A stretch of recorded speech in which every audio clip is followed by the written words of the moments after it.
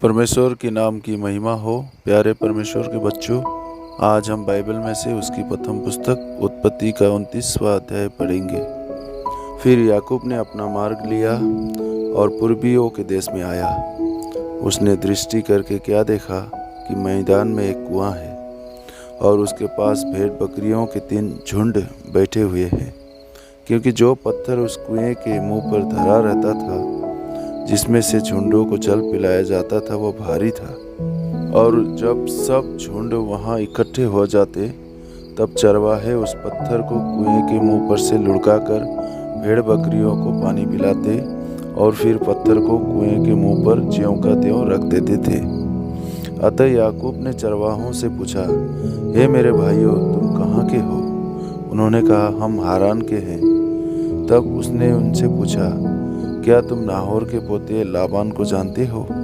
उन्होंने कहा, हाँ, हम उसे जानते हैं। फिर उसने उनसे पूछा, क्या वह कुशल से है? उन्होंने कहा, हाँ, कुशल से है। और वह देख, उसकी बेटी राहेल भेड़ बकरियों को लिए हुए चली आती है। उसने कहा, देखो, अभी तो दिन बहुत है, पशुओं के इकट्ठे होने का समय नहीं, इसलिए भेड़ बकरियों को जल पिलाकर फिर ले जाकर चराओ। उन्होंने कहा, हम अभी ऐसा नहीं कर सकते।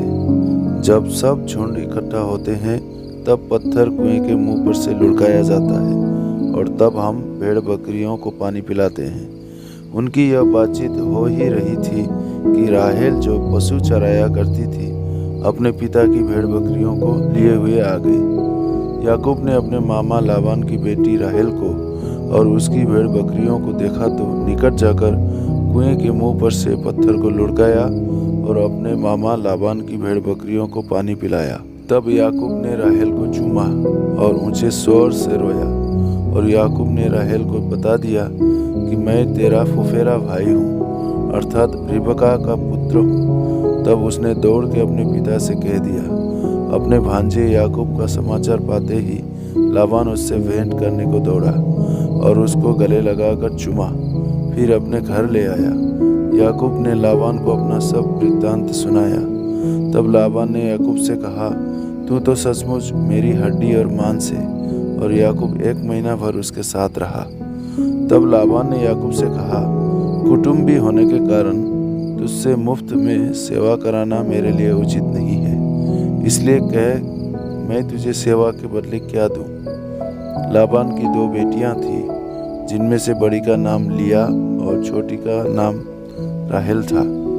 लिया के तो धुंधली आंखें थी, पर राहेल रूपवती और सुंदर थी। इसलिए याकूब ने, जो राहेल से प्रीति रखता था, कहा, मैं तेरी छोटी बेटी राहेल के लिए 7 वर्ष तेरी सेवा करूंगा। लाबान ने कहा, उसे पराये पुरुष को देने से तुझको देना उत्तम होगा, इसलिए मेरे पास रह।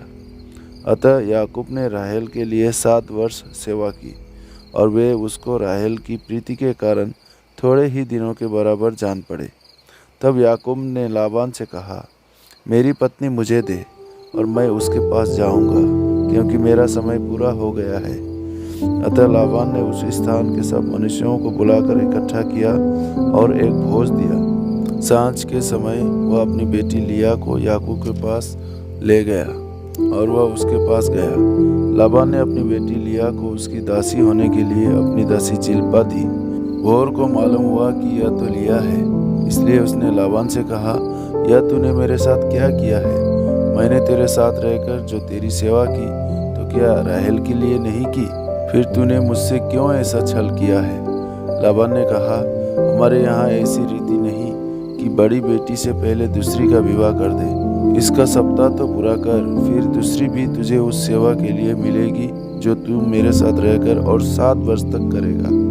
याकूब ने ऐसा ही किया और लिया के सप्ताह को पूरा किया। तब लाबान ने उसे अपनी बेटी राहेल भी दी कि वह उसकी पत्नी हो। लाबान ने अपनी बेटी राहेल की दासी होने के लिए अपनी दासी बिल्हा को दिया।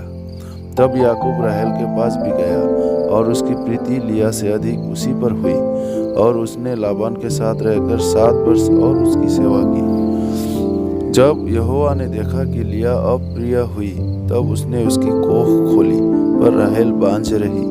अतः लिया गर्भवती हुई और उसके एक पुत्र उत्पन्न हुआ और उसने यह कहकर उसका नाम रूबेन रखा, यहोवा ने मेरे दुख पर दृष्टि की है, अब मेरा पति मुझसे प्रीति रखेगा। फिर वह गर्भवती हुई और उसके एक पुत्र उत्पन्न हुआ। तब उसने यह कहा, यह सुनके कि मैं अप्रिय हूँ, यहोवा ने मुझे यह भी पुत्र दिया, इसलिए उसने उसका नाम सिमोन रखा। फिर वह गर्भवती हुई और उसके एक पुत्र उत्पन्न हुआ और उसने कहा, अब की बार तो मेरा पति मुझसे मिल जाएगा, क्योंकि उससे मेरे 3 पुत्र उत्पन्न हुए, इसलिए उसका नाम लेवी रखा। और फिर वह गर्भवती हुई और उसके एक और पुत्र उत्पन्न हुआ और उसने कहा, अब की बार तो मैं यहोवा को धन्यवाद करूंगी, इसलिए उसने उसका नाम यहूदा रखा। तब उसकी कोख बंद हो गई। Praise the Lord. परमेश्वर इन वचनों से आपको आशीष दे। आमीन।